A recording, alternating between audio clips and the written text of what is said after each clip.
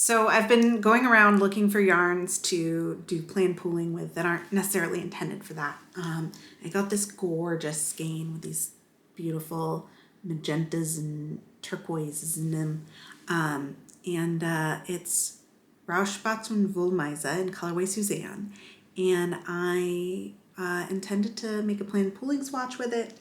But when I got it on the Swift, I realized that there was this really cool gradient that I could treat in multiple ways. So I made multiple swatches, 3 swatches, 2 stitch patterns, 2 color sequences, and different offsets. Let's do some plain pooling. So I might treat this as 2 colors. So I think this is strong magenta, strong turquoise, or turquoise, gradient, magenta, gradient. This line's pretty clear. It's always nice to have a clear line. I think I'm gonna wait to decide on the colors until it's on the hook. Let's wind her up.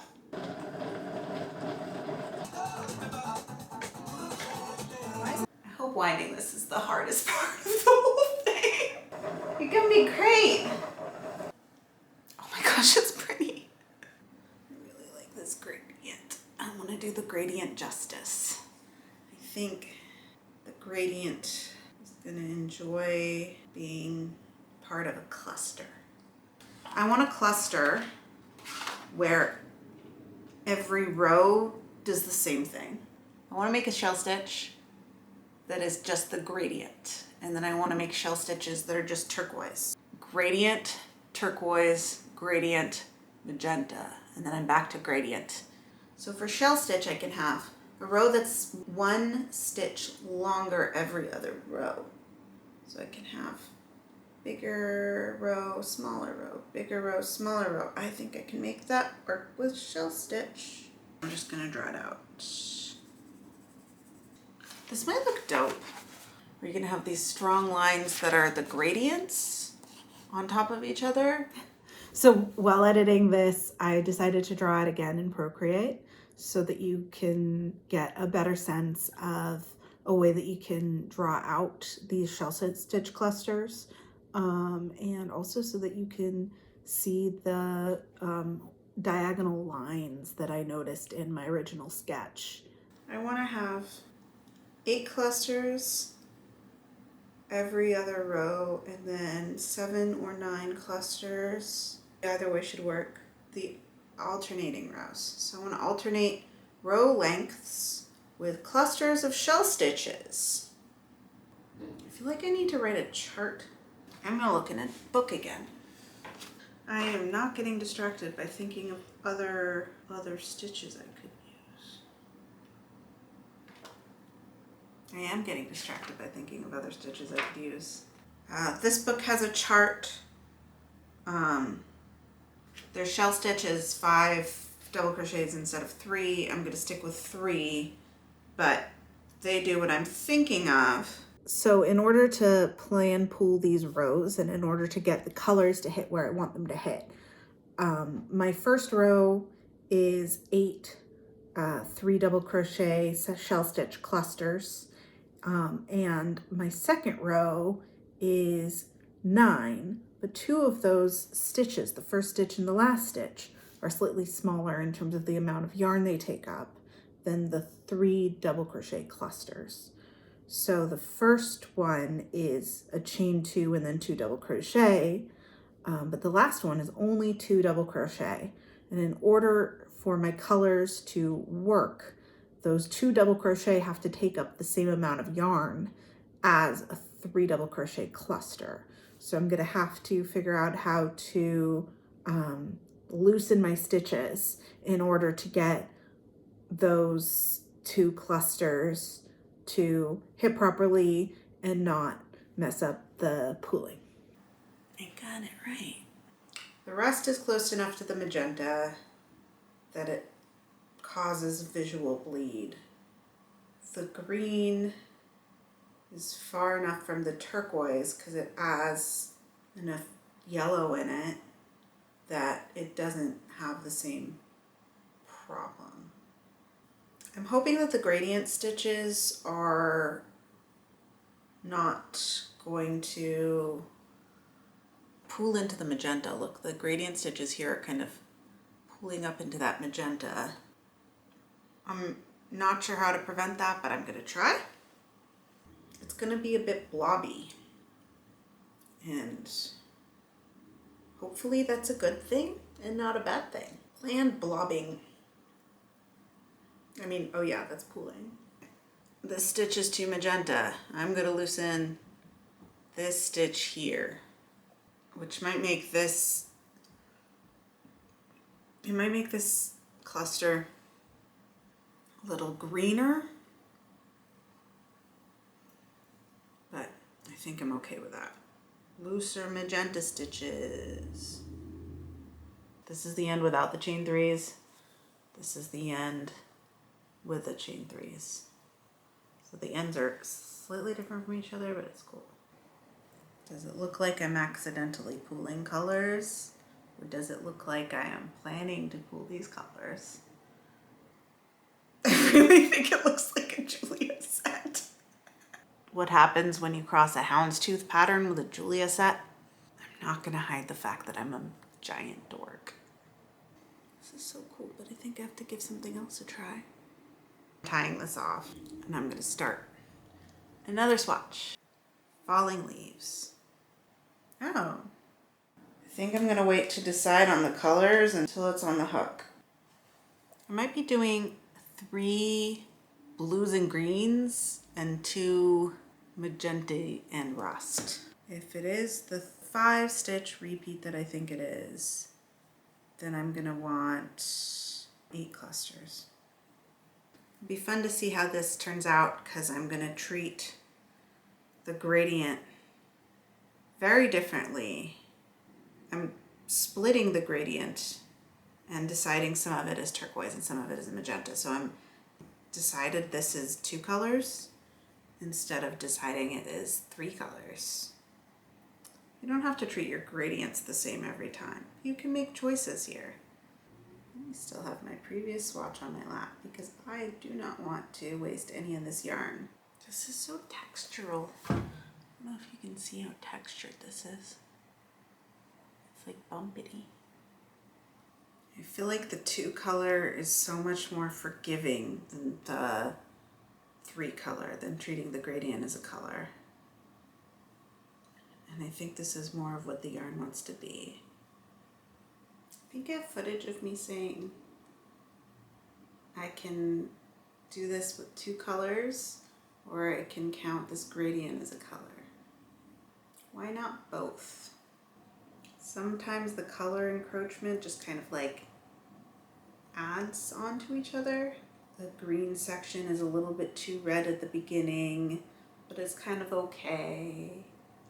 And then the next red section is a little bit too green, but you can't really notice it, so it's fine. But then the next green section is like way too red. And you're like, oh, that started back there. You know it's gonna break continuity, but I need to change my shirt because I kind of don't like how it kills the contrast between the yarn and me. Just loosen up already, cluster. It's totally more checkerboardy than argyle-y. It's kind of great. So we got our options here. This is falling leaf stitch. I'm considering this 2 colors. So I'm doing 2 clusters in magenta red and 3 clusters in green turquoise. And it kind of does a bit of a checkerboard thing. This is 3 double crochet shell stitch. I'm doing this in 3 colors. I'm counting the entire gradient as a color. I don't know what I want. I also wanted to try one more thing. I need to leave very soon. I really want to try the 3rd swatch. we go. I wanted to try this with a 2-stitch offset because then you're going to get vertical lines. You'll get a vertical line that's just gradients go alternating directions, and you're going to get a vertical line that's magentas and turquoises. And I don't know how that'll look, but it could look cool. It could look awesome. It's so weird going back to the gradient being a stitch. The gradient cluster, because the gradient cluster goes from red to green. So now I'm doing 9 clusters in each row. So I start the cluster where I ended the last one. I'm going to start my cluster. I'm starting my cluster right here. So it's like hanging off the edge. And I'm not swallowing anything, so that might be nice. In this swatch, all of the clusters are 3 double crochet, so I'm not gonna have to do any stitch swallowing.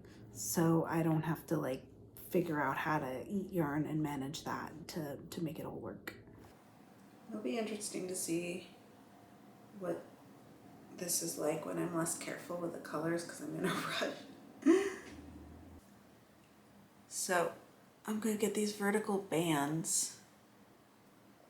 I'm gonna get like blue, blue, magenta, magenta, and then these vertical bands that are the gradient. I don't know what those are gonna look like, but maybe we'll record more later with the sweet sounds of a 5-year-old playing piano in the background. So many swatches. I thought this would be super cool, but honestly, I'm not sure if it's quite as clean as the first swatch. So, what do we think? We'll see. I think 2 more rows after this, and there'll be enough there that we can see what's happening and see whether the gradient stacking is a good thing. No, my yarn! My yarn! Ugh. It's just on the floor under the chair and it can stay there. My floor is clean, it's fine. Like if I decide to go with this one, I'm gonna need to be much cleaner with the colors. So here we go. We got these barber pole things going on. And then we got the line of gradient in between. But I think that the gradient is too close to the surrounding colors. But because it's a gradient and because it goes different directions each time, it's a little funky. But there's not a clear dividing line between the gradient and the barber pole. I feel like it's very Tim Burton in the look. I feel like I can imagine like the sand monster from Beetlejuice if it was brightly colored or something, or like something out of Charlie and the Chocolate Factory. Julia set houndstooth. Puffy checkerboard. Tim Burton barber pole. Do you know which one of these is the best? I don't. Can you please get in the comments and tell me? Because I have not decided how I'm going to continue this scarf. I know it's going to be a scarf because I have 1 skein of yarn, but I need help figuring out which one of these it should be. Maybe this one would be a cowl because it's so chunkity. You've got all 3 swatches. Let's go over them. Let's talk about offset for a bit. It's the amount that the color shifts over every other row. And you can see what the offset is by looking at the length of 2 rows. So this swatch has a color sequence of 4 clusters. And each row is alternating between 8 and 9 stitches. So in 2 rows, we have 17 stitches, which is 4 times 4 plus 1, which means that the offset is 1. This swatch also has a color sequence of 4. So color repeats every 4 clusters. Each row here has 9 clusters in it. So there are 18 stitches in 2 rows. So 18 is 4 times 4 plus 2. So the offset is 2. This swatch has a color sequence of 5. So the color repeats every 5 clusters. So each row has 8 clusters in it. So 2 rows has 16 clusters in it, which is 5 times 3 plus 1. So the offset is also 1. When the offset is 1, if you have more stitches in a color sequence, that's when you get the really strong argyles going on. And you can kind of see it start to happen here in both this checkerboarding and in this Julia's set pinwheeling thing happening. If your offset is 0, that's when you get stacking. This offset of 2 looks really cool because the color sequence is so short. So it kind of does a fun extra little thing.